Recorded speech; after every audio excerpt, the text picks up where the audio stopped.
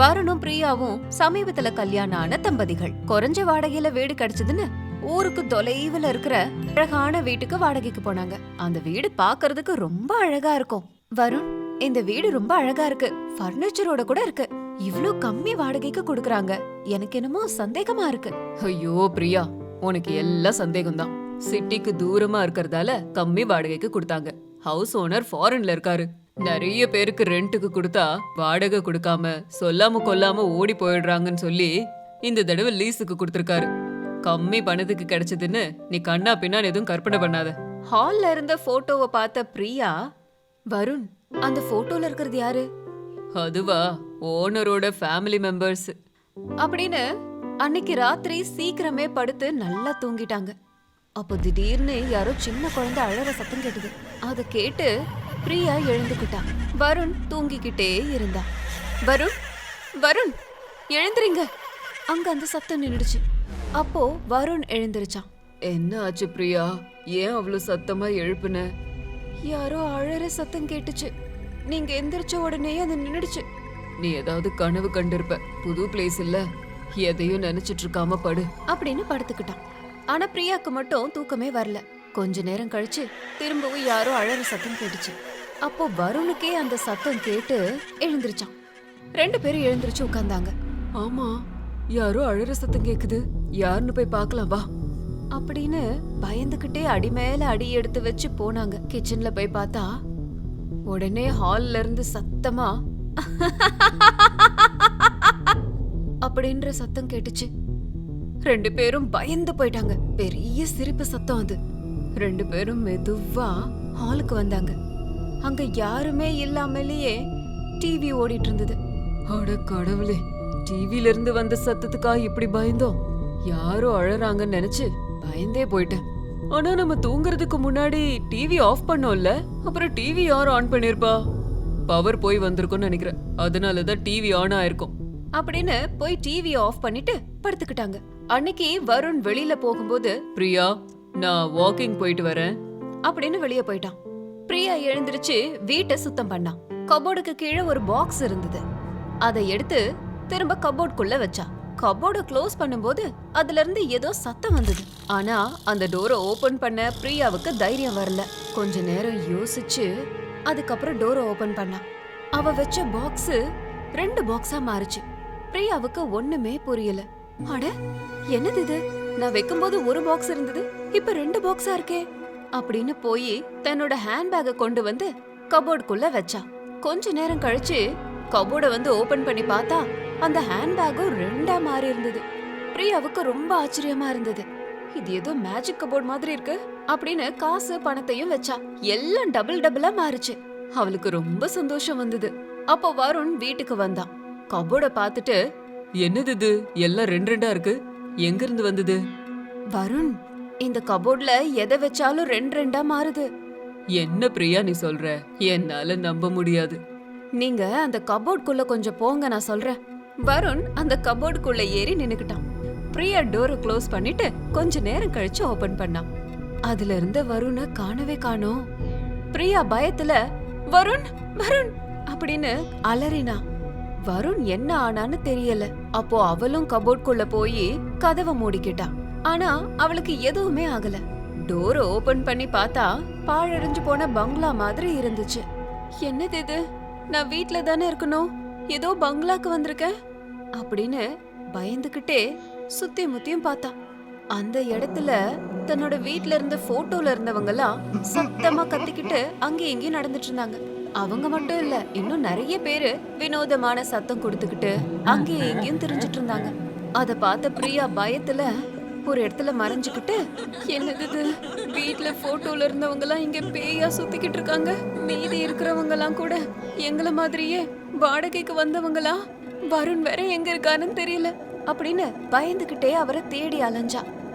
அப்போ பிரியா வருணோட காலை பிடிச்சு சமையல் அறைக்கு இழுத்துட்டு போனா. தன்ன மாதிரியே இன்னொரு உருவத்தை பார்த்ததும் அவ காண்றது கனவா நினைவான்னு தெரியல. அத பார்த்த பிரியா வேக வேகமா வருண் கிட்ட போனா. ஆனா வருண் அதுக்குள்ள இறந்து கடந்தான். வருண், வருண் அப்படின்னு சத்தமா அழுதா. பின்னாடி வருண் உருவத்திலேயே இன்னொருத்தர் வந்து, பிரியா அப்படின்னு கூப்பிட்டாரு. திரும்பி பார்த்தா அது வருண் தான். பிரியா 2 வருணை பார்த்து ஷாக் ஆயிட்டா. இந்த பக்கம் பின்னாடி 2வது பிரியா வந்து ஒரு ராடால அவ தலையில அடிச்சிட்டா. ஹலோ சார், நான் ரமேஷ் பேசுறேன். வீடு லீஸ் ரெஜிஸ்டர் பண்றதுக்காக வீட்டுக்கு வந்திருக்கேன். ஆனா புதுசா வந்தவங்க கூட காலி பண்ணிட்டு போயிட்டாங்கன்னு நினைக்கிறேன். போனை கூட எடுக்க மாட்டாங்க. ஓ, இவங்களும் சொல்லாம போயிட்டாங்களா? சரி, கேட்ல டூலெட் போர்டை போட்டுட்டு கேட் இழுத்து மூடு. வம்சி படுத்து நல்லா தூங்கிக்கிட்டு இருந்தான். திடீர்னு போன் ரிங் ஆச்சு. இவ்ளோ காலையில யாரு ஃபோன் பண்றா அப்படின்னு போனை எடுத்து அட்டென்ட் பண்ணான். ஹலோ, யாரு? ஹலோ, வம்சியா? என்னோட பேரு சேகர். உங்க ப்ரொஃபைல பேப்பர்ல பார்த்தேன். நீங்க என் பொண்ணுக்கு ரொம்ப பொருத்தமா இருக்கீங்க. நீங்க ஒரு முறை எங்க வீட்டுக்கு வந்தீங்கன்னா மத்த விஷயத்த பேசலாம். ஓ, அப்படியா? அப்படின்னா ஒண்ணு செய்யுங்க, உங்க பொண்ணு போட்டோ ஒரு தடவை அனுப்புங்க. என் பொண்ணு பார்க்க சினிமா ஹீரோயின் மாதிரி இருப்பா. போட்டோ அனுப்புறேன் பாருங்க. வம்சி அந்த பொண்ணோட போட்டோக்காக காத்துக்கிட்டு இருந்தான். அந்த நேரத்துல ஒரு மெசேஜ் வந்தது. ஓபன் பண்ணி பார்த்தா அது அந்த பொண்ணு போட்டோ. அந்த பொண்ணு பார்க்க ரொம்ப அழகா இருந்தா. ஆஹா, இந்த பொண்ணு பார்க்க ரொம்ப நல்லா இருக்கே. உண்மையிலேயே ஸ்வப்ன சுந்தரி மாதிரி இருக்கா.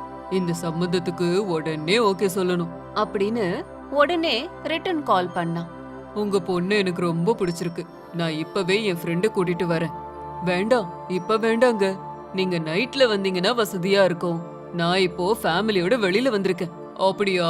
ஓகே, நீங்க வந்ததும் சொல்லுங்க, நான் வரேன் அப்படின்னு போனை கட் பண்ணிட்டு தன்னோட ஃப்ரெண்டு ராமுக்கு கால் பண்ணி, ஹலோ ராமு, இன்னைக்கு சாயந்தரம் பொண்ணு பார்க்கணும்டா. 8 மணிக்கு நம்ம போகணும். அந்த சமயத்துல என்னடா பொண்ணு பார்க்க வேண்டியிருக்கு? பேய பார்க்க போறியா என்ன? டேய், எல்லாமே உனக்கு சந்தேகம்தான். அவங்க வீட்ல இப்ப யாரும் இல்லையா, அதனாலதான் சாயந்தரம் வர சொன்னாங்க. சரி சரி, போகலாம். வம்சி அந்த போன்ல வந்த பொண்ணோட போட்டோவை பார்த்துட்டு பக்கத்துலயே போனை வச்சுட்டு போயிட்டான். அந்த போட்டோல இருந்த அந்த பொண்ணோட முகம் பயங்கரமான பேய் முகமா மாறி போயிடுச்சு. வம்சி வந்த உடனேயே மறுபடியும் அழகான பொண்ணா மாறிடுச்சு. அந்த போட்டோவை பார்த்து ரொம்ப சந்தோஷப்பட்டுக்கிட்டு இருந்தா வம்சி. அப்படியே ராத்திரி ஆச்சு. மணி 8 ஆனதுமே ராமு வம்சி வீட்டுக்கு வந்து சேர்ந்தான். 2 பேரும் சேர்ந்து வம்சியோட கார்ல போனாங்க. கார் நைட் டைம்ல போனதுனால, டேய், அவங்க வீடு எங்க இருக்கு? எனக்கும் தெரியாதுடா. நான் கேட்டதுக்கு அவங்க எனக்கு லொகேஷன் அனுப்புனாங்க. இப்போ அத பார்த்து தான் நான் போய்கிட்டு இருக்கேன் அப்படின்னு அந்த லொகேஷன்ல உள்ள ஒரு இடத்துக்கு வந்தாங்க. ஆனா அங்க ஒரு வீடு கூட இல்ல. அது ஒரு வனாந்திரம் மாதிரி இருந்தது. பக்கத்திலேயே சுடுகாடு. 2 பேருக்கும் ஒண்ணுமே புரியல. இங்க எங்கடா பொண்ணு பார்க்க போறோம்? எனக்கு ஒன்னும் புரியல. நம்ம தப்பான அட்ரஸ்க்கு வந்துட்டோம்னு நினைக்கிறேன். இரு, நான் ஃபோன் பண்ணி கேக்குறேன் அப்படின்னு அந்த நம்பருக்கு கால் பண்ணான். நீங்கள் டயல் செய்த நம்பர் உபயோகத்தில் இல்லை. இத கேட்ட 2 பேருமே ஆச்சரியப்பட்டு, என்னடா நம்பர் உபயோகத்துல இல்லைன்னு வருது அப்படின்னு மறுபடியும் ட்ரை பண்ணான். ஆனா மறுபடியும் அதேதான் வந்தது. பொண்ணு அழகா இருக்கறதால உனக்கு முன்னாடி எவனா வந்து பாத்துட்டு இருப்பான்னு நினைக்கிறேன். அதான் போன் ஆஃப் பண்ணிட்டாங்க. அந்த பொண்ணு போட்டோ ஒரு தடவை காட்டு. அப்போ வம்சி அவன் போன்ல இருந்த அந்த பொண்ணோட போட்டோவை காமிச்சான். அந்த பொண்ணு போட்டோக்கு பதிலா ஒரு பேயோட போட்டோ தான் அங்க இருந்தது. பேய் போட்டோவை பார்த்ததும் 2 பேரும் பயங்கரமா பயந்து, இங்க ஏதோ சரியா இல்லடா, நம்ம இங்க இருந்து முதல்ல கிளம்பிடலாம் அப்படின்னு 2 பேரும் கார்ல ஏறும்போது வம்சி அப்படிங்கிற குரல் சுடுகாட்டுல இருந்து வந்துச்சு. அப்போ 2 பேரும் பயந்து போய், இது கண்டிப்பா பேயோட குரலா தான் இருக்கணும். வா, முதல்ல கிளம்பி போலாம் அப்படின்னு கார்ல ஏறி வேகமா டிரைவ் பண்ணி போனா வம்சி. கார் பயங்கர ஸ்பீடா போச்சு. பின்னாடி இருந்து வம்சி அப்படிங்கிற குரல் திரும்ப கேட்டதும் 2 பேரும் திரும்பி பார்த்தாங்க. பின் சீட்ல அந்த பேய் உட்கார்ந்துகிட்டு இருந்தது. அந்த பேய பார்த்த ராமு உடனே, பேய் பேய் அப்படின்னு கத்தனா. அந்த பேய் தன்னோட கைகளை பெருசாக்கி திடீர்னு 2 பேருடைய கழுத்தையும் கெட்டியா பிடிச்சுக்கிட்டு கார் ஓட்ட முடியாதபடி பண்ணுச்சு. அந்த பேய் பயங்கரமா சிரிச்சுக்கிட்டு அந்த காரை நேரா மலை உச்சில இருந்து கீழே தள்ளி விட்டுடுச்சு.